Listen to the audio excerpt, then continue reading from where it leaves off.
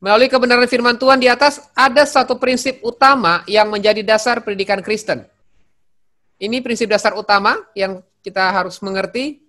Pendidikan Kristen merupakan hal yang diperintahkan oleh Tuhan dalam rangka pengembangan iman jemaat. Ya, pendidikan Kristen merupakan hal yang diperintahkan Tuhan, ya, ini amanat agung. Seperti kita bahas kemarin di dalam Matius 28 ayat 19-20. Dalam rangka apa? Pengembangan iman jemaat. Oleh sebab itu, pendidikan Kristen harus berdasarkan firman Tuhan yang menjadi prinsip pelaksanaan pendidikan yang alkitabiah. Ya, ini yang kita harus perlu pahami. Sentral kita adalah firman Tuhan, Alkitab. Yang kita pegang itu adalah sentral utama atau pusat bagaimana pendidikan agama Kristen itu bisa dijalankan. Yang paling penting, saudara, ketika kita sebagai seorang guru PAK, kita tidak lupa dengan yang namanya kebergantungan pada karya Roh Kudus. Ya, seringkali kita lebih banyak mengandalkan EQ, mengandalkan skill kita, mengandalkan kompetensi kita, tapi kita lupa dengan yang namanya kebergantungan kepada karya Roh Kudus. Karena kita adalah guru agama Kristen, tentunya kita tidak boleh melupakan Roh Kudus. Kenapa? Karena dia adalah pengajar yang agung. Yesus aja pada waktu dia datang ke dunia, dia juga meminta kuasa dari Bapa, kuasa dari tempat yang maha tinggi, di mana Roh Kudus juga menaungi kehidupan Yesus. Sekalipun dia adalah Tuhan, tapi dia melakukan apa yang menjadi kehendak Bapa yang diutus. Dan tentunya ada urapan, ada Kristos, ya. Yesus selalu menggunakan yang namanya pengurapan Kristus. Sekalipun dia adalah Tuhan, tetapi Roh Kudus juga berperan di dalam pelayanan Yesus. Roh Kudus juga berperan di dalam penciptaan dunia, penciptaan manusia. Yang kita perlu tahu adalah Alkitab itu diwahyukan. Alkitab bukan dongeng, saudara. Alkitab itu bukan kitab beda dengan kitab-kitab lain. Dari semua kitab-kitab suci di dunia, Alkitab ini adalah diwahyukan. Diinspirasikan oleh Roh Kudus dan tidak ada kesalahan. Kalau ada orang-orang yang mengkritik Alkitab, mereka tidak memahami Alkitab dengan benar. Sehingga mereka berani untuk mengkritik, menyalah Alkitab. Karena Alkitab itu diwahyukan oleh Roh Kudus. Ini harus kita pegang. Jangan sampai kita digoyahkan. Kalau kita di Alkitab diwahyukan, kok ada ajaran-ajaran seperti berbau porno? Kok ada orang-orang yang gagal? Contohnya seperti Saul, seperti Yudas, kok ditulis dalam Alkitab? Katanya diwahyukan. Ya, itu memang Tuhan izinkan. Kenapa ada orang-orang yang gagal, ada orang yang jatuh ke dalam dosa perzinahan, banyak hal-hal di situ terjadi mutilasi, pembunuhan, mutilasi yang terjadi sekarang itu sudah ada pada zaman dulu. Bahkan penyakit kusta, penyakit-penyakit mematikan di Mesir, yang sekarang kita lihat seperti COVID, dan beberapa penyakit-penyakit mematikan, itu sudah ada di Mesir pada zaman dulu. Artinya ini menjadi pembelajaran karena itu adalah satu prototipe Allah, di mana nubuatan-nubuatan akan terjadi di akhir zaman, itu sudah tertulis dalam Alkitab, dalam firman Tuhan. Ya. Maka dalam proses pengajaran dan pembelajaran, para pengajar, kita sebagai pengajar maupun pelajar Kristen yang ingin memahami Alkitab dengan benar harus meminta penerangan, iluminasi Roh Kudus. Alkitab bukan kitab yang diperdebatkan. Kita berhenti untuk memperdebatkan Alkitab. Tapi kita perlu mempertanggungjawabkan. Berapologet oke, tapi berdebat no. Apologet yes, debat no. Artinya di sini bahwa ketika kita belajar firman Tuhan, Alkitab, kita meminta yang namanya illumination atau penerangan.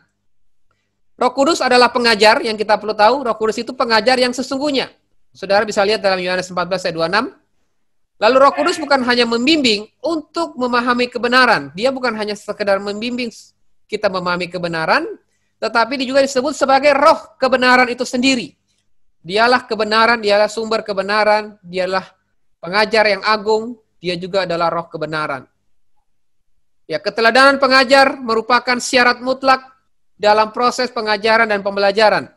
Seorang pengajar dikatakan efektif dalam pengajarannya jika memiliki dua faktor utama. Perhatikan, seorang pengajar bisa efektif, bisa maksimal, bisa berkarya dengan luar biasa secara profesional di dalam pengajarannya jika memiliki dua faktor ini. Ini yang harus kita pegang. Yang pertama, kebergantungan pada kuasa Roh Kudus.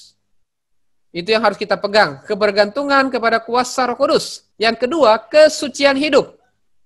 Yang menjadi keteladanan dalam perbuatan. Jadi kita harus memiliki yang namanya kesucian hidup menjadi teladan di dalam perbuatan. Seorang pengajar Kristen harus mengetahui kebenaran dan menerapkan kebenaran di dalam hidupnya. Jadi kita tahu kebenaran dan kita terapkan.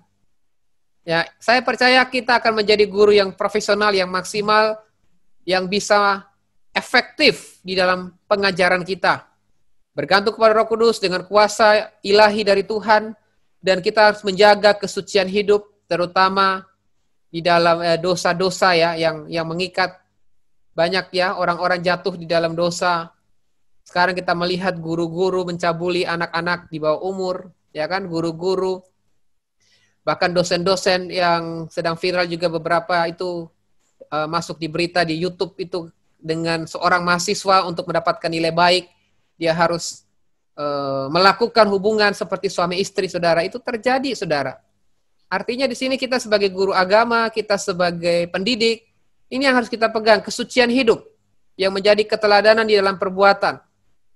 Ini harus kita pegang, mewarnai kehidupan kita supaya pengajaran kita efektif dan kita bisa membawa jiwa-jiwa boleh bertumbuh di dalam takut akan Tuhan. Yang berikut mengetahui kebenaran di sini. Sekarang ini masalah kebenaran banyak dikaburkan dengan subjektivitas diri, saudara. Hari-hari ini banyak orang mengatakan kebenaran. Saya katakan kalau kebenaran berdasarkan subjektivitas diri itu adalah kebenaran relatif. Setiap kita punya falsafah hidup. Kebenaran relatif itu kebenaran yang bisa diputarbalikkan. Kebenaran relatif itu kebenaran abu-abu. Kebenaran disamakan dengan apa yang menguntungkan dirinya sendiri, juga dikaburkan dengan pandangan mayoritas lingkungan yang dikenal dengan etika situasional. Ya, selama itu menguntungkan dirinya, itu adalah kebenaran bagi orang itu. Ya kan? Ya banyak kita lihat tokoh-tokoh public figure yang sangat luar biasa dalam memimpin, tetapi jatuh di dalam keluarga, hingga akhirnya dia mengatakan perceraian itu disahkan. Bahkan dia memakai Alkitab. Paulus pun cerai. Yesus pun kalau menikah umur 40 tahun, dia bisa cerai. Wah, ngeri banget, saudara. Seorang tokoh public figure mengatakan Yesus menikah 40 tahun dia bisa cerai. Memang ada tafsiran itu, saudara. Kalau saudara tahu ada tafsiran yang mengatakan demikian. Tapi itu tafsiran. Paulus, saya setuju, Paulus memang pernah bercerai, tapi konteksnya Paulus pada waktu itu, dia belum percaya Yesus. Dia masih seorang rabi di bawah naungan Gamaliel. Dia seorang Yahudi yang sangat pegang Taurat, tapi dia belum hidup dalam takut akan Tuhan. Tapi ketika dia hidup, lahir baru, dia bertobat, Paulus tidak pernah bercerai. Jangankan bercerai, dia menikah aja enggak. Dia enggak menikah, saudara. Ketika dia tinggalkan istrinya memang. Tapi waktu itu konteksnya dia belum percaya Yesus.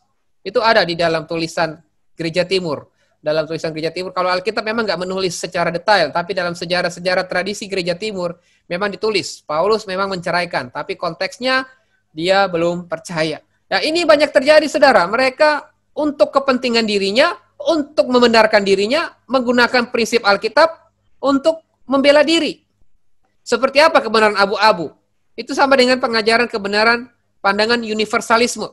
Kalau saudara tahu kekristenan universalisme dikatakan bahwa keselamatan itu tidak hanya melalui Yesus.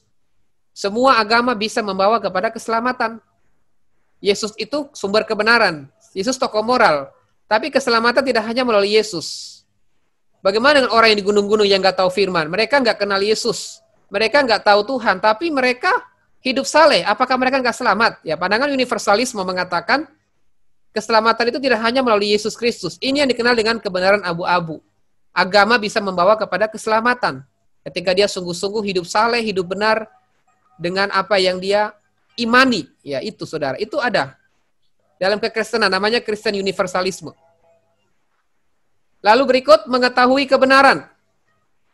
Kebenaran tertinggi menunjukkan bahwa seseorang akan dibenarkan Allah kalau ia menerima Tuhan Yesus Kristus menjadi Tuhan dan Juru Selamat di dalam pribadinya. Ini kebenaran hakiki, saudara. Kebenaran yang absolut, kebenaran yang mutlak adalah seorang akan dibenarkan Allah kalau ia menerima Tuhan Yesus sebagai Tuhan satu-satunya. Sebagai Tuhan, ingat Tuhan satu-satunya dan Juru Selamat di dalam hidupnya. Pada saat itulah ia dibenarkan oleh Allah, bukan karena perbuatan, tapi karena kasih karunia di dalam Tuhan Yesus Kristus. Jadi bukan karena perbuatan baik, bukan karena amal, bukan dia belajar Taurat, Bukan dia karena belajar firman atau berpuasa, berdoa, tapi karena apa? Anugerah Tuhan, kasih karunia. Menggunakan Alkitab itu dikatakan sebagai kitab terpopuler. Kitab terpopuler dan kitab yang paling unik di sepanjang sejarah. Dan rentetan peristiwanya itu selalu terjadi dan selalu sinkron. Itu ilmuwan, saudara. Orang yang nggak kenal Tuhan Yesus pun, mereka memahami bahwa kitab sucinya orang Kristen itu sinkron. Dan dikatakan di situ konsisten dan ada peristiwa, ada tahun-tahunnya. Tahun-tahunnya jelas, saudara. Makanya kitab yang paling lengkap itu Alkitab. Bahkan di dalam kuis Family 100 ya, di tahun 2004, kalau nggak salah 2004 apa 2005, kuis Family 100 pernah menyampaikan satu pertanyaan. Buku apa yang paling populer terlaris di dunia? Buku apa yang paling populer dan digemari banyak orang? Ada yang mengatakan magazine, ada yang mengatakan majalah Bobo, ada yang mengatakan orang nggak ada yang ngomong Bible. Tetapi waktu itu juri atau yang memberikan pertanyaan mengatakan Bible, Alkitab. Ya jelas Alkitab itu kitab paling populer. Orang-orang yang nggak menerima Tuhan pun tahu bahwa di situ banyak mengandung kebenaran. Ya, kualitas pengajar Kristen tidak ditentukan oleh kepandaian, saudara. Ya, kualitas pengajar Kristen tidak ditentukan oleh kepandaian dalam menyampaikan berita tentang kebenaran. Tetapi ditentukan apakah pengajar telah menerapkan kebenaran dalam hidupnya. Ini bedanya kita dengan sekuler, saudara. Kalau sekuler itu kan lebih kepada EQ, kemampuan akademis, kognitif. Selain kognitif juga afektif, oke. Tapi kita itu bukan cuma kognitif, afektif, psikomotorik, tapi ada lagi kompetensi yang berikut adalah kompetensi spiritual. Ya ini yang kadang-kadang kita lupa, saudara. Kita hanya berputar-putar dengan 3 kompetensi. Kognitif, afektif, psikomotorik. Menanamkan nilai-nilai, keterampilan, pengetahuan. Tetapi yang keempat ini kita lupa. Kemampuan spiritual. Ini yang dikenal dengan pengajar, sudah seberapa jauh kita menerapkan kebenaran. Apa yang kita sampaikan, sudah kita hidupin belum dalam hidup kita. Ya ini yang harus kita pegang. Sebagai guru-guru PHK di dalam menerapkan teologi praktikal di dalam dunia pendidikan. Marion Lawrence mengemukakan bahwa guru sekolah minggu yang ideal haruslah memenuhi syarat berikut. Yaitu pikirannya dicurahkan untuk mempersiapkan pengajaran. Jadi pikiran kita siapkan untuk apa? Mempersiapkan materi ajar. Betul, itu pikiran. Itu berarti kognitif. Itu berbicara mengenai kemampuan akademis, skill, akal budi, itu pikiran. Lalu jiwanya dicurahkan untuk apa? Menyajikan pengajaran. Jadi jiwa itu ada pikiran, ada perasaan, ada kehendak. Kita harus punya gaya hidup, kita harus punya pengalaman bersama dengan Tuhan. Ini jiwa. Jiwa itu dicurahkan untuk menyajikan. Jadi pengajaran kita itu pengajaran yang diurapi, pengajaran yang berkualitas, pengajaran yang sampai menerobos kedalaman hati. Jiwa-jiwa atau anak-anak didik yang kita ajarkan sampai menerobos jiwa mereka, saudara. Jadi kita menyajikan pengajaran juga. Tapi yang terakhir adalah, dan hidup pengajar itu harus menjadi teladan. Ini yang penting. Kalau kita walaupun kita pandai, kita pintar, kita nggak menjadi teladan, anak didik kita nggak akan menghargai kita, saudara. Mereka nggak akan menghormati atau tunduk kepada otoritas kita. Kenapa? Karena kita nggak jadi teladan. Makanya kita perlu memperlihatkan yang namanya kasih Kristen kepada murid yang kita ajar. Seorang pengajar Kristen juga haruslah seorang yang pernah merasakan jamahan kasih Kristus. Saudara, kalau kita masih menyimpan kepahitan, kita punya pengalaman luka, pernah dilecehkan misalnya, kita belum lahir baru. Seorang guru agama yang pernah kepahitan, sakit hati, dan dia belum bereskan, biasanya terbawa dalam pengajarannya. Saya punya teman waktu kami mengajar, saudara, waktu itu PPL. Kalau kita dalam PHK dulu, sebelum kita selesai, itu ada PPL 1, PPL 2. Waktu dia PPL itu di sekolah Kristen, teman saya itu kalau ngajar itu, waktu itu kita mesti menggunakan kapur, saudara. Bukan seperti sekarang snowman ya, atau papan tulis dengan spidol. Tapi waktu itu kapur. Waktu itu ada yang ribut, ada ini. Dia lempar, saudara, dengan kapur, saudara. Ya, menakutkan juga, saudara. Ya, karena itu ya mungkin dia punya pengalaman bagaimana cara dia dididik oleh guru itu terbawa, saudara. Mungkin kita dulu pernah dididik oleh guru dengan cara-cara yang seperti itu. Dan terbawa kita juga terapkan di dalam mengajar kita. Makanya penting sekali kita perlu merasakan jamahan kasih Kristus yang berpuncak kepada pengorbanannya di kayu salib. Kita harus memahami, merasakan dulu jamahan kasih Tuhan, maka kita akan dengan mudah untuk menerapkan kasih kepada orang-orang di bawah kita, saudara.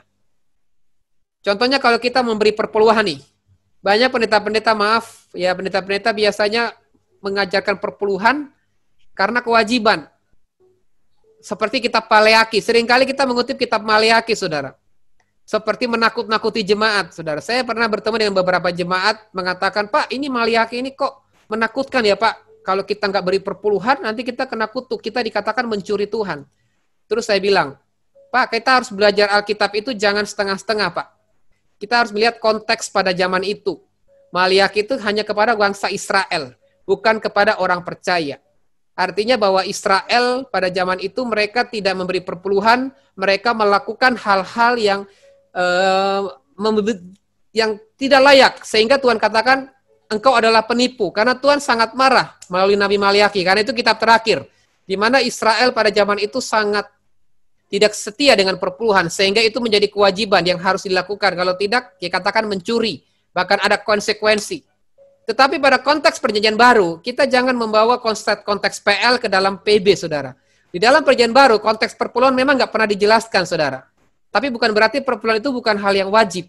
Tapi di sini kita ajarkan bagaimana mereka mengasihi Tuhan. Mereka betul-betul mengorbankan hidupnya kepada Tuhan. Ketika mereka hidup dalam kasih, ketika mereka sungguh-sungguh mengasihi Tuhan, saya percaya mereka bisa memberi perpuluhan. Jadi perpuluhan yang mereka lakukan itu bukan karena kewajiban, tapi karena mereka mengasihi Tuhan. Karena kasih kepada Tuhan, kita bisa memberi persembahan yang lebih, saudara. Ya, orang-orang kalau dia mengasihi Tuhan dengan benar, dia ngerti konsep firman Tuhan, dia pasti akan memberi perpuluhan, bahkan lebih. Ya, contohnya kayak Bill Gates, ya. Terus ada juga odol, ya, pabrik odol, kalau saya lupa namanya, siapa ya namanya itu, yang punya odol itu juga, itu 90%, saudara. Bill Gates juga memberi 90%, dan beberapa tokoh-tokoh Kristen, itu bukan cuma 10%, 90%. Karena apa? Karena mereka mengasihi Tuhan. Pengajar yang sudah dipenuhi kasih, sekali lagi dapat mengasihi murid-murid, supaya mereka juga mengalami jamahan kasih Kristus, seperti yang dialaminya.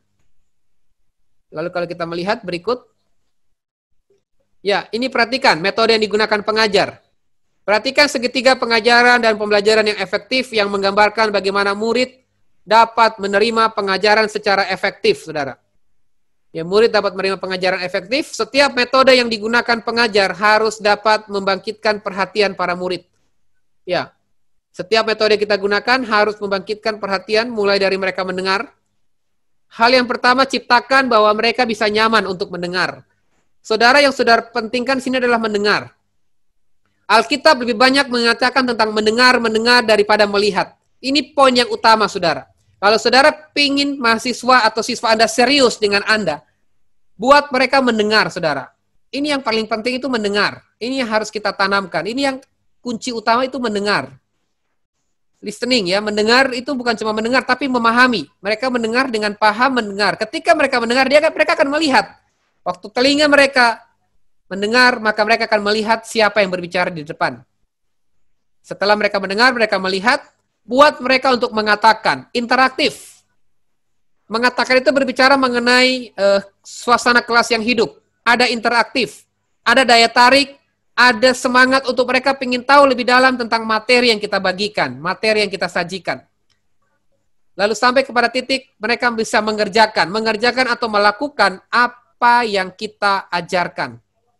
Kalau ada kata-kata yang mudah, kita gunakan kata-kata yang mudah. Karena kita menghadapi audiens itu yang kompleks. Ada yang pinter banget, ada yang setengah, ada yang loadingnya lambat, ya. Ada yang Pentiumnya cepat, sedang ada yang lambat. Ya, ini yang kita harus memikirkan secara umum, saudara. Ya, makanya kita gunakan kata-kata yang mudah supaya firman Tuhan yang kita sampaikan itu mengena. Firman Tuhan itu tepat sasaran dan sampai tertanam di dalam hati mereka, saudara. Itu yang harus kita pikirkan, saudara. Jangan kagum dengan kata-kata yang istilah-istilah yang keren. Istilah-istilah itu jangan kita terlena dengan itu. Lalu perjelas kata-kata sederhana supaya menghindari yang namanya kesalahpahaman. Dan penting adalah tenangkan pikiran supaya pesan itu bisa diterima dengan baik. Gunakan pendekatan dengan panca indera. Jika ingin memperjelas ajaran, kita gunakan ilustrasi. kita gunakan hal-hal yang praktis, panca indera, ilustrasi, atau hal-hal apapun. Pertanyaan-pertanyaan dapat menjadi alat yang efektif jika pengajar mengharapkan pengertian lebih dalam. Kalau mereka nggak bertanya, kita berikan umpan balik. Kita berikan umpan balik tentang firman Tuhan atau materi yang kita ajar. Kita berikan pertanyaan kunci, supaya pertanyaan itu semakin dalam, semakin berkembang, saudara. Pertanyaan-pertanyaan yang diperlukan untuk membangkitkan ide-ide dan membantu para murid menerapkan pelajaran dalam hidupnya. Utamakan untuk memperoleh umpan balik dari para murid. Seorang pengajar harus mendatangkan respon yang emosional ya. Perlu emosional, hati yang menghasilkan tanggapan yang lebih mendalam daripada pengetahuan yang telah diterima pikiran. Lalu menanamkan kemauan di dalam diri murid merupakan hal yang penting. Ya, karena secara psikologis murid akan mengetahui sesuatu yang baik atau tidak untuk dilakukan. Lalu yang berikutnya, seorang guru harus memberikan kesempatan yang luas kepada siswa untuk apa? Meresponi firman Tuhan. Supaya menghasilkan suatu pelajaran yang patut dipertimbangkan. Semakin lengkap tanggapan, semakin efektif pembelajaran.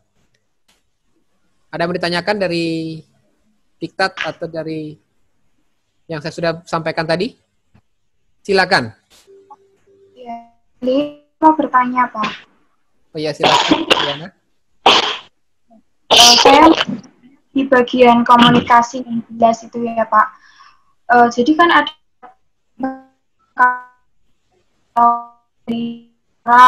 kalau itu tidak baik dan tidak harus dilakukan, itu gunakan saja kata sebaiknya, jangan menggunakan kata jangan gitu. Katanya kalau menggunakan kata jangan pasti kata dan kan seperti ini. Sebenarnya, sedangkan di Alkitab itu kan Tuhan juga menggunakan kata jangan ya Pak. Di 10 perintah Allah pun juga seperti itu. Mengenai hal itu, tanggapan Bapak seperti apa? Oke. Ya memang sih kalau kita bertemu dengan anak-anak yang usia-usia ya 7 tahun ke bawah ya, dari usia 3 tahun sampai 7 tahun, memang kita menghindari kata jangan ya. Hindari kata jangan, lebih baik kita memberikan sebaiknya atau kalimat. Memang karena konteks di dalam hukum Taurat itu kan mereka didikannya Yahudi ya. Yahudi kan dari umur 5 tahun mereka sudah belajar, umur 6 tahun mereka sudah belajar seperti orang dewasa, saudara. Beda kita dengan di Indonesia. Kita di Indonesia ini kan kita harus memahami tentang kejiwaan anak, psikologi perkembangan dari anak. Kita harus memahami itu sehingga ya perlu melihat situasi yang ada. Artinya di sini bahwa hindari ya, memang betul saya setuju kita menghindari kata jangan, karena mereka ketika kita menggunakan kata-kata seperti itu akan membuat mereka bertanya dan sehingga membuat mereka bukannya melakukan atau nurut kepada kita, tapi justru mereka melakukan hal yang sebaliknya.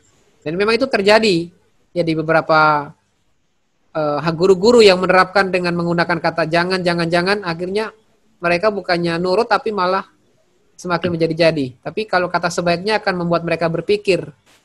Ya ini yang dikenal dengan yang namanya prinsip kasih ya. Hubungan dalam kasih kita membangun yang namanya persahabatan, saudara. Memang ada masanya kalau kita sudah usia-usia SMP mungkin ya, SMP atau SMA ya itu sudah memang kita harus keras atau dalam arti menanamkan disiplin-disiplin seperti itu, menggunakan yang kata jangan dan lain-lain ya. Ya, kalau saya setuju sih dengan hal yang seperti itu. Kalau selama ini Mbak Eliana menerapkan di dalam dunia pendidikan seperti itu atau gimana pengalamannya Mbak Eliana? Kan saya di sekolah minggu ya Pak, yang baru benar-benar besar. Ya. Dari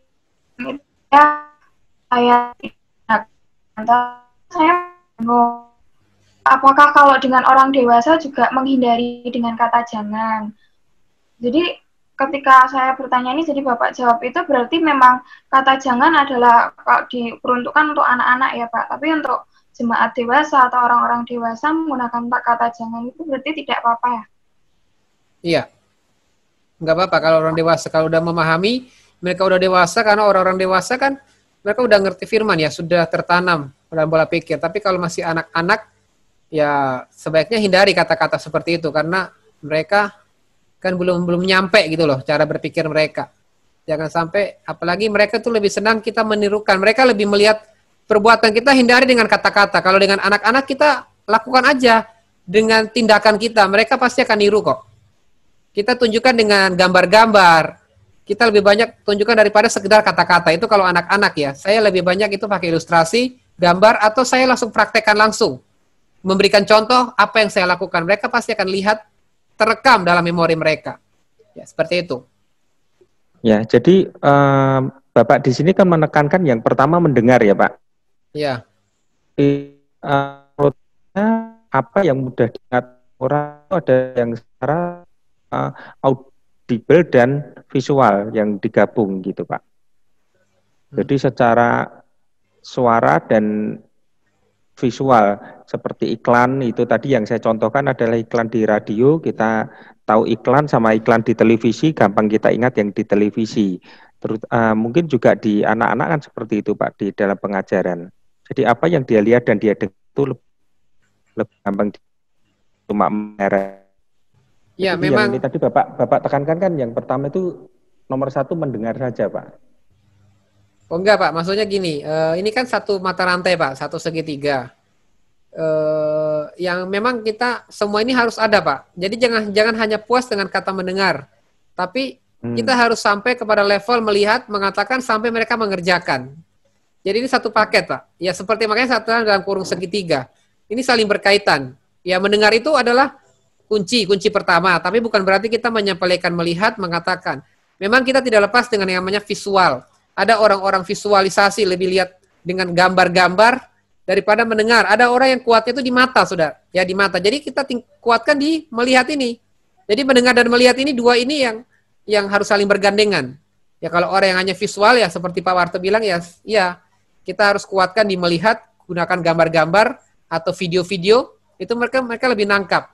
Atau mungkin kalau orang-orang yang gak suka dengan melihat, yang mendengar ya kita kasih ceramah atau dengerin tanpa gambar-gambar pun mereka bisa nangkap. Memang dua hal ini tidak bisa dipisahkan ya. Saya katakan tadi bukan ini yang paling utama, bukan yang paling utama Pak, tapi kunci untuk masuk kepada yang melihat mengatakan. Kalau dia sudah mendengar dia pasti mau melihat Pak, mau melihat iklan, mau melihat video karena dia menguatkan pendengarannya dan melihat. Karena pada waktu dia melihat dia pasti juga mendengar Pak, ya kan? Kalau TV kan melihat dan mendengar kan satu paket kan Pak? Ya, artinya semua itu saling berkaitan sih. Saya bukan mengutamakan yang ini, bukan berarti tiga-tiganya nggak penting. Ya semuanya penting sih Pak. Kalau bisa mereka sampai mengerjakan apa yang kita katakan mereka kerjakan, mereka lakukan gitu. Ya seperti itu Pak. Terima kasih Pak. Ya, Wahyu Alkitab dan Pendidikan Kristen. Doktrin tentang pewahyuan. Ya kata pewahyuan berasal dari kata Yunani apokalipsis, ya yang berarti membukakan dan menyatakan. Dia memberitahukan kepada kita bahwa ia benar-benar ada dan pemahaman mengenai keberadaannya dapat ditemukan melalui pewahyuan tentang dirinya sendiri. Contohnya kita lihat ada dua wahyu. Yang pertama wahyu umum. Wahyu umum ialah Tuhan menyatakan diri kepada setiap orang, ya, kepada setiap orang pada segala waktu dan tempat dan melalui berbagai cara. Itu wahyu umum. Area pertama dari wahyu umum adalah peristiwa penciptaan. Ya, penciptaan serta keberadaan alam semesta. Ini adalah wahyu umum, Saudara. Kitab suci mengajarkan bahwa langit menceritakan kemuliaan Allah. Rasul Paulus mengatakan karena apa yang dapat mereka ketahui tentang Allah. Jadi area pertama dari wahyu umum adalah peristiwa penciptaan dunia dan keberadaan alam semesta, ya. Lalu wahyu umum juga menjelaskan tentang keberadaan dan atribut Tuhan. Yang dimaksud untuk memimpin orang kepada penyembahan, Saudara, ya, penyembahan dan ucapan syukur kepada pribadi yang telah menciptakan segala sesuatu serta mengagungkan. Segenap orang dari semua masa dan tempat tanpa terkecuali tak ada seorang pun yang dapat mengklaim bahwa mereka tidak dapat mengetahui keberadaan Tuhan. Ini bukan hanya kepada orang-orang Kristen, Saudara, tapi kepada orang-orang yang beragama. Mereka yang meyakini bahwa ada Allah pencipta, ada Tuhan yang menciptakan langit dan bumi. Mereka tuh mengakui wahyu umum. Sehingga mereka bisa menyembah menurut agama dan keyakinan mereka. Dengan ucapan syukur mereka datang kepada Tuhan. Ini yang dikenal dengan wahyu umum. Mereka menyadari bahwa ada keberadaan Tuhan, Tuhan bisa memberkati, Tuhan memberikan kesembuhan, Tuhan juga bisa memberikan kekayaan, materi. Ya, ini dikenal dengan wahyu umum, mengetahui keberadaan Tuhan. Lalu area kedua, ketetapan Tuhan di dalam pemeliharaan segala ciptaan, yang dikenal dengan providential care. Providential care atau pemeliharaan atas segala ciptaan. Tuhan telah menciptakan alam semesta dengan segala isinya, namun Ia juga menopang dan menyediakan segala sesuatu yang dibutuhkan secara berkelanjutan. Tuhan menyatakan kebajikan dan kepeduliannya kepada semua orang, baik orang percaya maupun orang yang nggak percaya Tuhan Yesus, baik orang-orang benar maupun orang-orang di luar Tuhan, atau orang-orang ateis, atau orang-orang yang tidak mengenal Tuhan, tidak hidup dalam kebenaran pun dikatakan di sini Tuhan menopang dan menyediakan segala sesuatu, menyatakan kebajikan dan peduli di segala masa tempat melalui ketetapan dalam hal apa? Penyediaan bahan pangan dan kebutuhan lain yang mereka butuhkan. Ya contoh, kita lihat ada orang-orang kaya. Ini orang ini nggak pernah ke gereja, orang ini nggak pernah ibadah, nggak pernah taat dalam ibadahnya, atau dia orang Kristen lah, orang Kristen tapi dia nggak hidup dalam Tuhan, tapi kok diberkati secara materi, kok diberikan kekayaan. Ingat, itu adalah providential care. Tuhan peduli, Tuhan menopang. Itu adalah wahyu umum, saudara. Artinya bahwa orang yang nggak percaya pun, ya diberkati secara materi. Karena itu adalah ketetapan ilahi. Yang kenal providential dalam hal apa? Penyediaan bahan pangan dan kebutuhan yang mereka butuhkan. Seperti itu. Lalu area ketiga dalam wahyu umum adalah Tuhan memberikan kepada manusia ciptaannya kemampuan membedakan yang baik dan yang jahat. Ya, sejak Adam dan Hawa jatuh ke dalam dosa, mereka memakan buah pengetahuan yang baik dan jahat. Disitulah manusia punya kemampuan membedakan mana yang baik dan yang jahat. Mata mereka dibukakan bahwa apa yang mereka lakukan adalah dosa, adalah jahat di mata Tuhan. Sehingga di area ketiga ini Tuhan memberikan kita kecerdasan, kemampuan untuk kita tahu membunuh itu dosa, mencuri itu salah. Sekalipun dia bukan anak Tuhan, saudara, sekalipun dia bukan orang yang beragama, dia diberikan kemampuan dalam hati nuraninya bahwa mencuri itu dosa atau salah, membunuh itu jahat di mata Tuhan.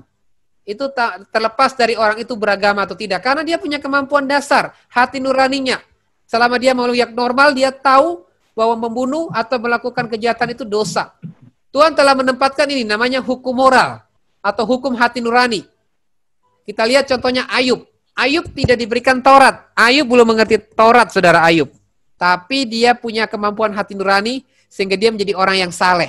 Orang yang taat dalam imannya, orang yang saleh. Padahal dia bukan anak Tuhan, dia tidak memegang Taurat. Tetapi ada hukum moral yang membentuk Ayub sehingga Ayub menjadi orang yang saleh. Dalam hati setiap orang, hukum moral ini di segala tempat dan masa. Dengan demikian, mereka telah memiliki kemampuan atau perasaan membedakan mana yang benar dan mana yang salah. Tapi sayang sekali kita lihat sekarang orang-orang Kristen, banyak orang yang sudah taat, sudah melayani, tapi dengan sengaja berbuat dosa. Dengan sengaja mengganggu hubungan rumah tangga orang. Dengan sengaja menggunakan keuangan dengan hal-hal yang salah. Ya kan? Itu orang yang sudah tahu firman, saudara. Orang yang ngerti firman pun kadang menyepelekan yang namanya hukum moral. Mereka tahu itu jahat. Mereka tahu itu salah. Tapi mereka bilang ya kenikmatan kok. Hidup ini kan hanya sementara. Itu kenikmatan di dunia kok. Ya mereka langgar aja, mereka terobos aja. Padahal itu salah. Itu benar-benar sesuatu ya seperti kita kata nggak punya perasaan, nggak punya malu ya kan. Seringkali kita ngomong seperti itu. Ya itu karena mereka dengan sengaja udah tahu, tapi mereka sengaja melakukan itu untuk kepuasan, kedagingan, untuk kepuasan apa? Nafsu ya, nafsu sesaat, saudara. Ini juga terjadi ya di kalangan orang anak Tuhan, orang-orang Kristen pun yang sudah lama ikut Tuhan, itu bisa terjadi ya. Justru kita lihat orang-orang dunia, orang-orang yang gak kenal Tuhan, biasanya hidup mereka lebih sungguh-sungguh. Ya kita lihat, contohnya kayak orang-orang yang di wihara ya, Buddha itu, mereka sangat getol berbuat baik. Orang-orang Buddha, orang-orang Konghucu, saudara, kalau saya temui, kalau mereka kenal Tuhan, mereka bertobat, mereka itu akan scare, memberikan persembahan mereka nggak peduli materi apapun, mereka akan berikan semuanya buat Tuhan, saudara. Itu orang-orang yang, ya karena dulunya mereka ditanamkan tentang hukum moral, benar-benar bagaimana bermoral yang baik, yang melakukan kebaikan-kebaikan itu dalam hal moral kalau saya lihat, itu Buddha itu lebih ya, dibanding yang lain itu dalam hal perbuatan baik, mereka sangat luar biasa, saudara.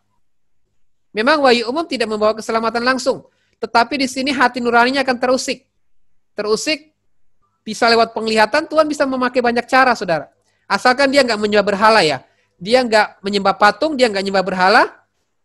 Tuhan bisa menyatakan diri melalui penglihatan, melalui apapun, banyak cara Tuhan bisa dipakai.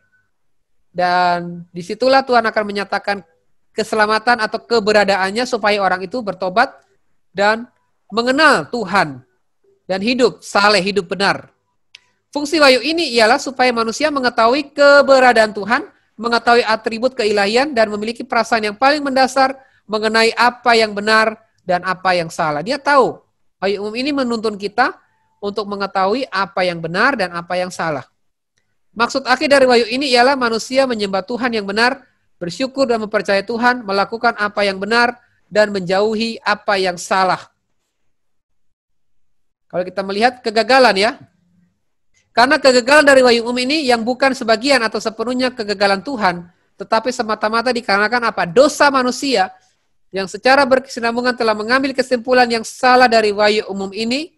Hal ini menunjukkan bahwa dalam hubungan yang ilahi dibutuhkan penyelamatan. Ingat, dalam hal yang ilahi dibutuhkan penyelamatan karena kejatuhan manusia. Jadi jangan hanya cukup sampai wahyu umum.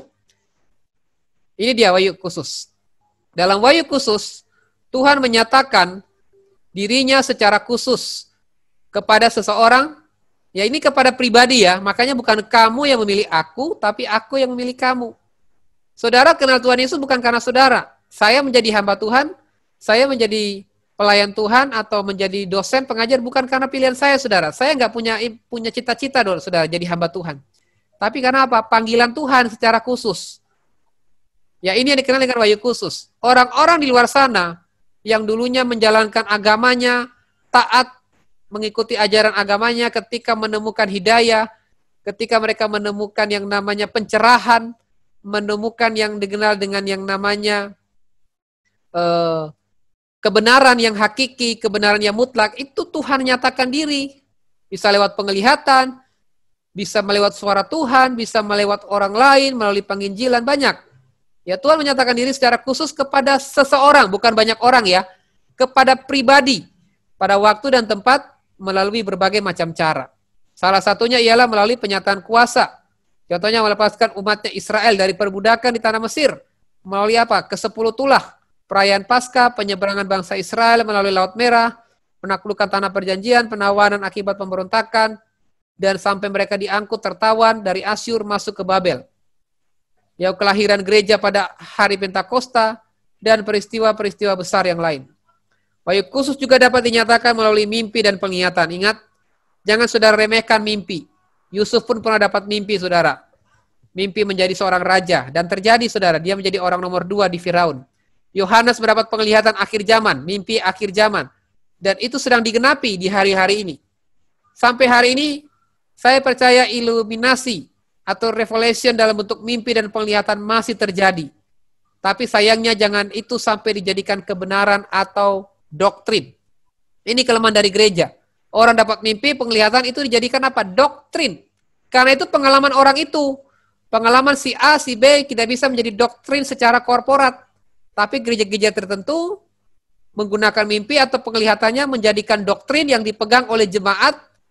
Ya, jemaat harus melakukan hal-hal itu. Jadi mereka melakukan berdasarkan penglihatan dari si A itu. Contohnya kayak minyak urapan. Harus selalu di mana-mana minyak urapan dipakai. Dikit-dikit ngusir setan minyak urapan, menyembuhkan minyak urapan. Bukan berarti saya menyepelekan minyak urapan. Tapi Tuhan bisa pakai berbagai cara, bukan hanya minyak urapan. Ini terjadi, saudara. Atau misalnya kita perjamuan kudus. Dia dapat mimpi, setiap ibadah harus perjamuan kudus. Jadi setiap waktu, setiap hari perjamuan kudus. Padahal Yesus hanya melakukan 3 kali perjamuan kudus dalam setahun. Hanya 3 kali dilakukan. Kalau kita melihat prinsip Alkitab, saudara. Jadi bukan karena perjamuan kudusnya. Yaitu memang pengalaman dia dengan Tuhan. tapi seringkali dijadikan doktrin oleh gereja tersebut. Ya, penulisan Alkitab merupakan langkah final dari Wahyu Khusus. Ingat, Wahyu Khusus langkah finalnya adalah penulisan Alkitab sampai di kitab Wahyu. Melalui tulisan para nabi dan para rasul, Tuhan menyediakan segala sesuatu yang dibutuhkan manusia untuk mengetahui tentang keselamatan dan cara hidup yang dikehendaki Tuhan. Lalu doktrin tentang Alkitab, kata Inggris dari Bible, Alkitab berasal dari kata Yunani biblion yang berarti kitab atau gulungan. Jadi kitab suci yang kita pegang ini dulunya adalah kitab, itu gulungan. Nama ini berasal dari kata Yunani biblos yang menunjuk kepada pohon papirus. Ini banyak tumbuh di rawa-rawa atau pinggiran sungai Nil, ya, sepanjang sungai Nil. Alkitab merupakan dasar penyusunan dari segala bidang satu teologi dan pendidikan Kristen yang diajarkan di sekolah teologi. Karena itu dibutuhkan satu keyakinan yang teguh tentang keberadaan Alkitab itu sendiri, saudara.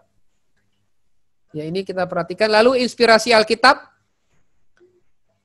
Inspirasi merupakan suatu keharusan untuk memelihara wahyu Allah, di mana Allah telah menyatakan dirinya, ya, menyatakan diri, namun apabila pernyataan tersebut tidak dicatat dengan akurat, maka wahyu Allah perlu dipertanyakan. Jadi inspirasi menjamin keakuratan dari wahyu itu. Jadi Alkitab kita itu Alkitab yang diinspirasikan oleh Roh Kudus. Dan pernyataannya itu sangat akurat. Dan tidak perlu lagi dipertanyakan lagi. Lalu inspirasi.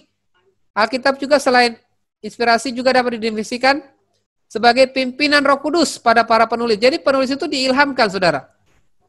Mereka diberi inspirasi. Mereka dalam keadaan sadar. Jadi penulis Alkitab itu dalam keadaan sadar. Mereka tidak seperti orang yang kemabukan atau kerasukan setan. Enggak. Dalam keadaan sadar tapi diberikan ilham. Waktu mereka nulis mereka sadar. Tapi dalam tuntunan Roh Kudus. Ya, makanya bukan firman itu langsung dari sorga. Jatuh dari sorga, plek. Langsung selesai. Enggak. Kita bukan bim salah bim, saudara. Tapi kitab itu ada jarak rentan waktu. Ya, selama ratusan tahun, saudara. Baru terbentuklah yang namanya Alkitab ini. Ya, dari 40 penulis dengan latar belakang yang berbeda, tetapi selalu akurat. Dan ada benang merahnya. Konsisten, akurat, sistematis, saudara. Inspirasi dapat didefinisikan sebagai pimpinan Roh Kudus pada para penulis, sehingga walaupun penulisan dilakukan dengan gaya dan kepribadian mereka, hasilnya adalah firman Allah yang tertulis adalah firman yang berotoritas, ya, patut dipercayai dan bebas dari yang namanya kesalahan. Inerransi adalah doktrin penting. Apabila dimengerti dengan benar, itu berarti bahwa Alkitab berbicara secara akurat dalam semua pernyataan. Dia sangat akurat, baik itu hal yang teologis, catatan penciptaan, sejarah, geografi, dan geologi. Ya, di dalam segala, sebenarnya ilmu pengetahuan itu, Alkitab itu bisa dibuktikan dengan ilmu pengetahuan. Ilmu pengetahuan itu sebenarnya saling melengkapi, saudara. Ilmu pengetahuan yang disampaikan, itu sudah terbukti dalam Alkitab, saudara. Seperti teori penciptaan, evolusi, ya, teori evolusi, bagaimana manusia-manusia purba, bagaimana tentang kejatuhan malaikat, waktu bumi yang belum sempurna, dengan bumi sempurna, zaman X-Egg, ya, X-Egg, zaman purba, zaman-zaman masa lalu, itu sudah tertulis dalam Alkitab, saudara. Jadi sebenarnya itu jelas. Inerransi itu sangat akurat, berbicara tentang semua pernyataan, baik dalam ilmu pengetahuan, dalam sains, itu Alkitab sudah menjelaskan. Tinggal sains yang menyederhanakan. Lalu ada kanonitas Alkitab. Kata kanon digunakan untuk menjelaskan kitab-kitab yang diinspirasikan. Kata ini berasal dari kata Yunani, yaitu kanon, dan kemungkinan juga berasal dari kata Ibrani, ganeh. Ya, ganeh adalah suatu tongkat pengukur, saudara. Ingat, ini tongkat pengukur. Saudara mungkin sudah belajar tentang bibliologi, ya, tentang ajaran tentang kanon Alkitab. Jadi istilah kanon dan kanonikal menunjuk kepada satu standar yang dipakai untuk mengukur kitab-kitab mana yang ditentukan sebagai yang diinspirasikan atau tidak. Makanya kitab kita ini 36 kitab, ya, 27 kitab, 37 perjanjian baru, dan 39 perjanjian lama, semuanya 66 kitab. Itu kitab yang dikanonkan. Tidak sembarangan, saudara, itu sudah disusun, dikanonkan. Kitab-kitab PL diinspirasikan oleh Allah dan otoritas pada saat kitab ditulis. Ya, saudara. Lalu kalau kita melihat, manusia mengenali tulisan itu biasanya secara langsung. Yaitu pada waktu orang itu mengenali penulis sebagai juru bicara Allah. Terjadi suatu pengoleksian kitab-kitab itu menjadi suatu kanon. Dalam pekanonan PB ada beberapa ujian tertentu yang diaplikasikan untuk menjawab pertanyaan tentang bagaimana gereja mengenali kitab-kitab mana yang dikanonkan atau kitab-kitab mana yang mengalami kanonikal. Untuk mengetahui kitab-kitab itu dikanonkan, kita harus tahu kitab itu harus bersifat apostolis. Ya, harus adalah ajaran para rasul. Itu harus diajarkan oleh para rasul, harus apostolis. Lalu bagaimana penerimaannya? Penerimaannya pada konteks pada masa itu. Lalu isinya. Bagaimana dengan isi-isinya? Apakah membicarakan tentang Kristus? Membahas tentang Kristus yang akan datang. Dan yang terakhir adalah inspirasi dari Roh Kudus itu sendiri. Ingin bertanya, si kita sebagai pengajar ataupun adalah bisa nggak Pak kita menerapkan kebenaran firman Tuhan ini dengan memakai bahasa asli ini kepada peserta didik atau anak-anak remaja atau sekolah minggu. Contohnya begini Pak, di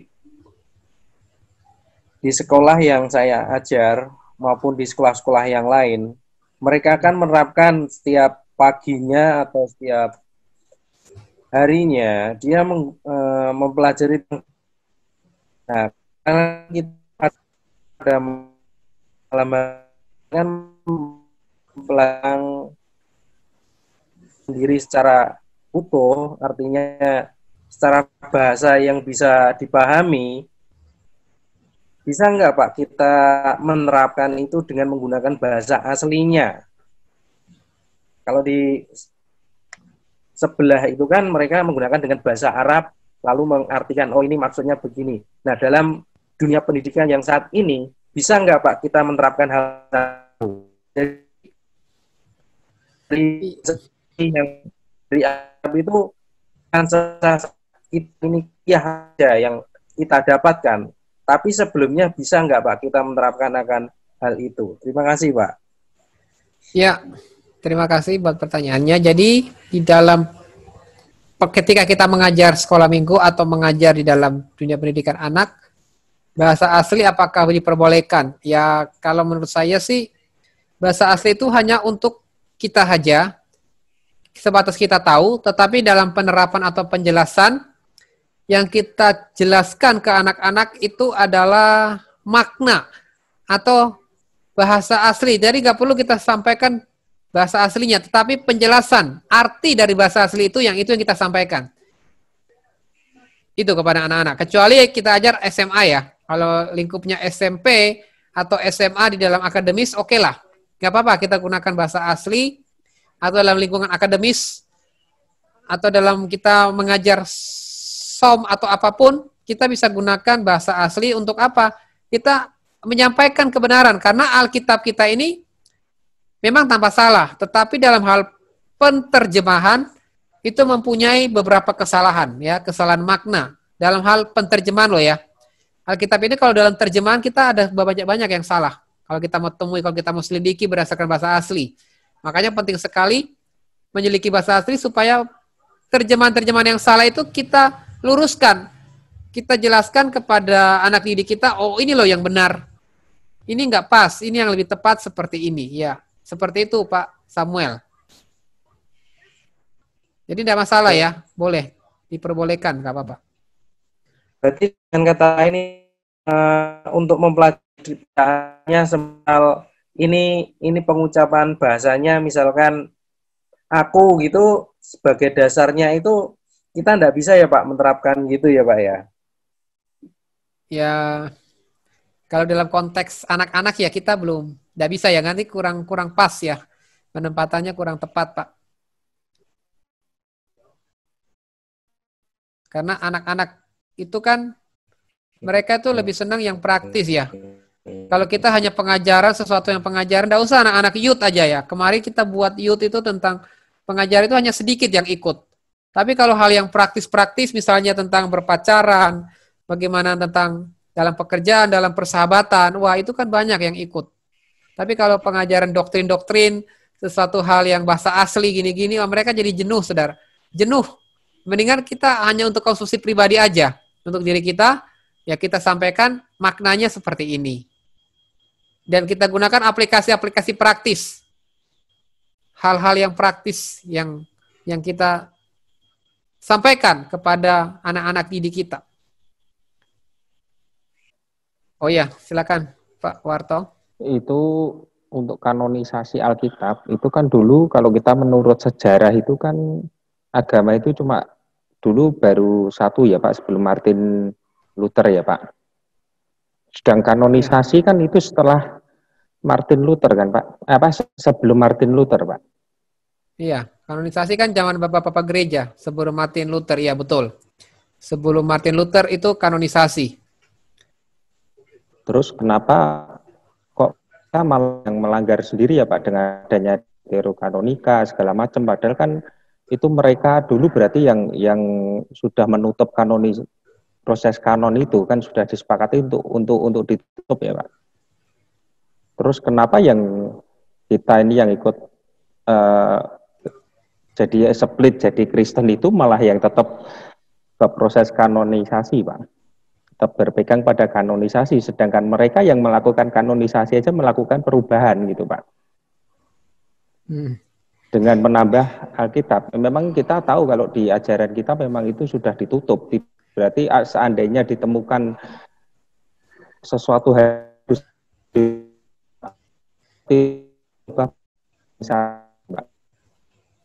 kenapa mereka juga malah justru yang menambahkan melanggar apa itu namanya, pertemuannya apa Pak namanya Pak? Konsili. Nah, melanggar konsili. Konsili iya. Ya. Iya Pak. Iya. Itu kan yang kadang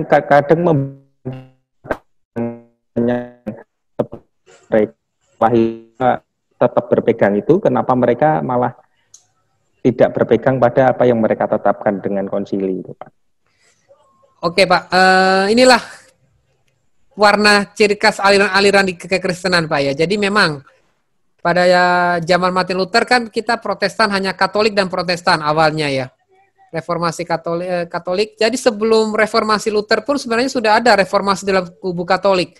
Dulu kan ada Katolik sama Ortodoks. Jadi gereja Ortodoks itu memisahkan diri dengan Katolik yang dikenal dengan yang namanya Gereja Timur ya. Dan kanonisasi itu terjadi memang sebelum reformasi ya, setelah bapak-bapak gereja, pada zaman bapak-bapak gereja. Kenapa dia lakukan kanon? Supaya mencegah terjadinya bidat-bidat, supaya mereka menjadi ajaran benteng terhadap ajaran sesat. Makanya dibuatlah kanonisasi 66 kitab itu, 39 PL, 27. Termasuk doktrin tentang Tritunggal. Ya dulu sudah ada polemik tentang duit tunggal, ajarannya Pak Erastus, lalu ajarannya Pak Pendeta, siapa yang sekarang ini yang keluar ya, pendeta yang dari GBI itu ya, yang mengajarkan Yohanes ya, Pak, siapa namanya saya lupa ya Pak. Siapa itu? Ada ya satu ya yang keluar dari GBI. Iya. Ya itu kan mengajarkan Yohanes ya. Jadi zaman dulu sudah ada. Jadi ajaran bidak, ajaran Ireni, ajaran dari Athanasius, lalu ajaran dari kan sebenarnya doktrin pertama itu kan Irenaeus, Bapak Gereja Irenaeus, lalu ada Bapak Gereja yang lain, termasuk pengkanonan, muncul yang namanya konsili. Jadi konsili Nisea mengandung kesepakatan, tetapi dari Katolik pun beberapa dari Katolik ada yang menolak ya saudara, menolak tentang undang-undang konsili, dan juga termasuk pengkanonan. Mereka muncul yang nama Deuteronomika ya. Deuteronomika termasuk kitab Makabe, kitab-kitab lain. Tapi dengan berjalannya waktu, orang-orang Kristen Protestan pun beberapa dari mereka mengatakan pewahyuan masih ada. Artinya masih ada pewahyuan, Tuhan masih berbicara seperti Yohanes. Jadi menyatakan diri dan mereka menulis kitab. Ya munculnya yang namanya Smith, ya Joseph Smith, atau dikenal dengan ajaran Mormon. Munculnya Saksi Yehova dan beberapa ajaran-ajaran yang lain, saudara. Ya, dikenal dengan bidat-bidat ya, itu bidat. Jadi kalau pewahyuan sekarang itu bukan lagi doktrin kekristenan yang benar, tapi itu adalah bidat, saudara. Kita katakan bidat karena Alkitab sudah berhenti. Ya itulah Pak, warto manusia. Manusia kan pingin mencari terus ya, pingin melakukan sesuatu karena pengetahuan semakin berkembang. Jadi hal-hal yang klasik pada masa itu dimunculkan lagi pada zaman sekarang. Termasuk tentang ajaran duit tunggal, ajaran tentang oneness, satu pribadi menyatakan diri dalam tiga. Itu kan sebenarnya ajaran dari bidat pada zaman itu, tetapi dihidupkan kembali, dimunculkan. Ya biasa kan kita, karena manusia saking pintar mempelajari sesuatu, tetapi tidak secara objektif, tetapi secara subjektif, saudara. Gimana ya, Pak? Terima kasih Pak. Oke, sudah jelas Pak?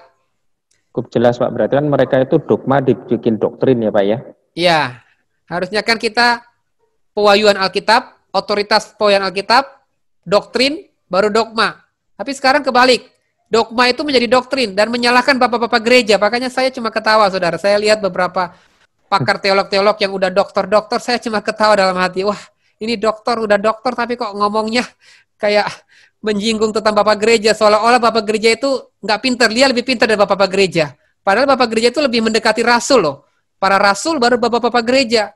Ya hati-hati loh kita kalau ngomong. Ya, makanya kalau kita udah doktor, udah profesor, wah perlu menjaga perkataan kita. Ya harusnya kita semakin bijak. Ya jangan sampai dogma menjadi doktrin, ya terbalik ya kan. Pewahyuan Alkitab, doktrin, barulah dogma. Silakan Mbak Eliana. Kalau ya, sebenarnya saya penasaran sama kanon Alkitab itu tadi ya Pak ya. Kan di Katolik mereka tuh mempercayai adanya deuterokanonika seperti itu. Iya. Tapi kok saya melihat ke sini-sini punya teman orang Katolik gitu ya Pak, kitab deuterokanonika itu jarang untuk mereka sampaikan saat ini. Saya kalau lihat statusnya kok kita jarang ya menyampaikan kitab deuterokanonika seperti apa. Bahkan mungkin ada yang nggak paham. Nah, saya mau tanya, apakah pengajaran Katolik itu akhirnya juga mengalami pembaharuan bahwa oh ternyata kitab ini tidak benar atau gimana ya? Mungkin bisa tahu. Oke, ya.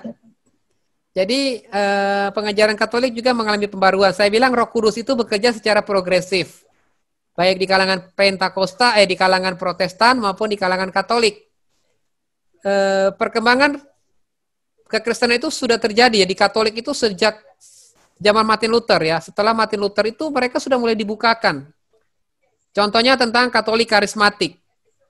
Ya, Katolik karismatik juga sudah ada pengajaran tentang walaupun tapi mereka tetap satu sinode, satu payung yaitu di Roma Vatikan. Mengenai Deuteronomika itu sebenarnya itu bukan pengajaran, tapi itu kitab sejarah. Itu lebih berbicara mengenai sejarah. Mengapa mereka nggak pernah sampaikan? Jangankan tentang Deuteronomika. Di dalam kalangan Katolik, mereka jarang mengupas tentang ayat-ayat firman. Wong kitab Injil aja mereka nggak pernah kupas kok, apalagi Deuteronomika. Kitab Yohanes pun nggak pernah mereka kupas. Mereka lebih banyak menceritakan tentang filsafat. Atau tentang, ya saya pernah mengikuti ya, khotbah dari mereka itu mereka lebih banyak tentang sosial. Hal-hal yang sosial, hal-hal yang kekinian, yang masa kini.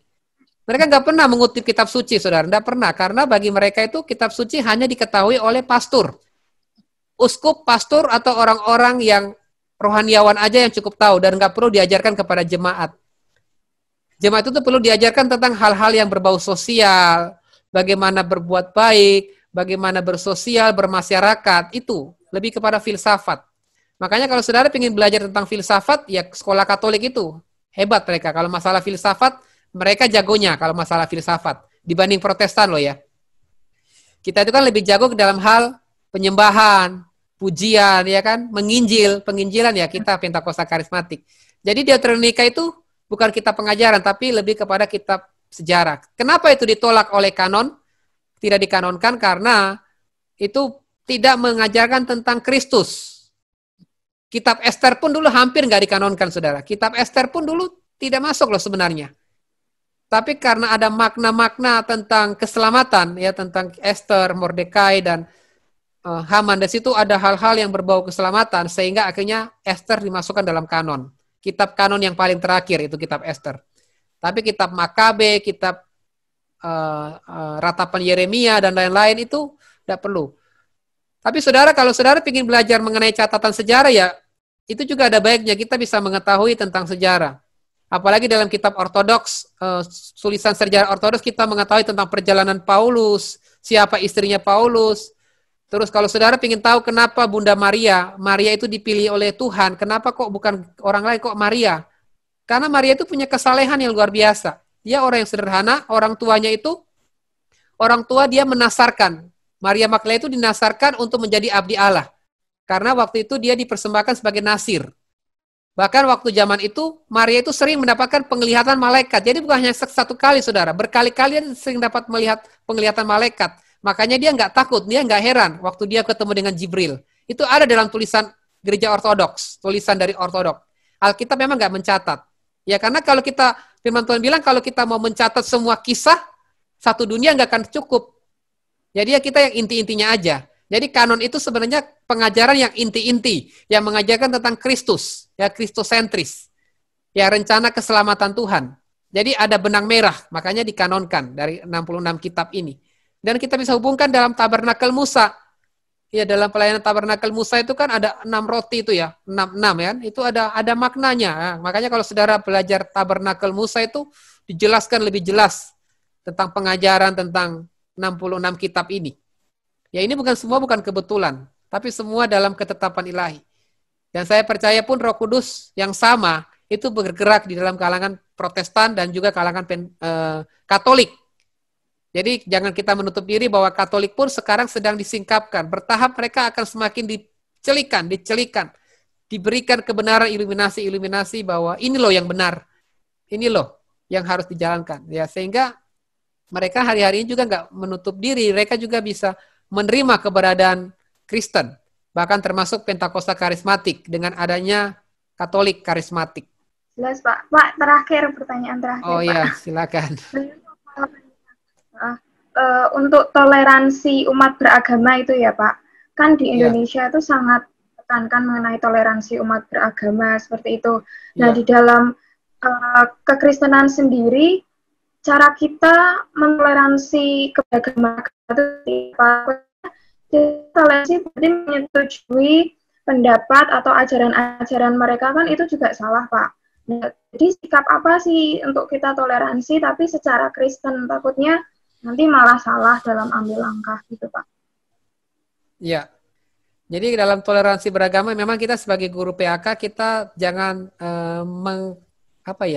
mengkultus individukan atau eksklusif ya.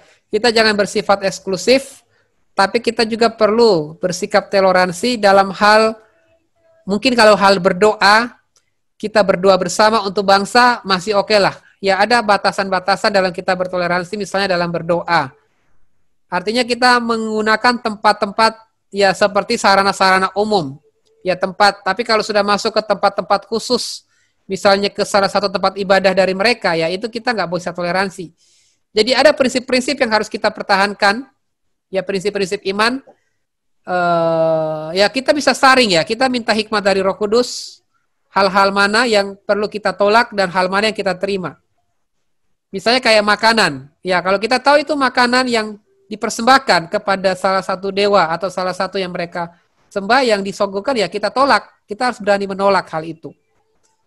Ya, atau dengan hal-hal yang lain. Tapi kalau dalam hal mungkin doa, dalam hal kita kerjasama, gotong royong, mungkin kita mengadakan misalnya pawai Idul Fitri, atau pawai Paskah, atau hal-hal apapun, ya kita masih bisa toleransi. Tetapi kalau sudah bersifat prinsipil, bersifat tentang penyembahan, atau bersifat sesuatu hal yang prinsip yang mengganggu hati nurani kita, ya kita harus berani tegas untuk menolak. Ya kita boleh hadir, kita boleh ada bersama dengan mereka, tetapi jangan ikut mengambil bagian bersama-sama dengan mereka. Yaitu batasan-batasan yang harus kita perlu garis bawahi. Ya saya rasa Pak Eliana udah paham yang saya maksud ya. Nangkap yang saya maksud. Pak. Nangkap Pak. Oh iya, jadi seperti itu. Ya kita perlu menempatkan diri lah. Makanya Paulus bilang ketika aku dengan ahli-ahli Taurat, aku seperti ahli Taurat. Ketika aku dengan orang Farisi, aku seperti orang Farisi. Kata seperti bukan menjadi perilaku kita sama dengan mereka loh ya.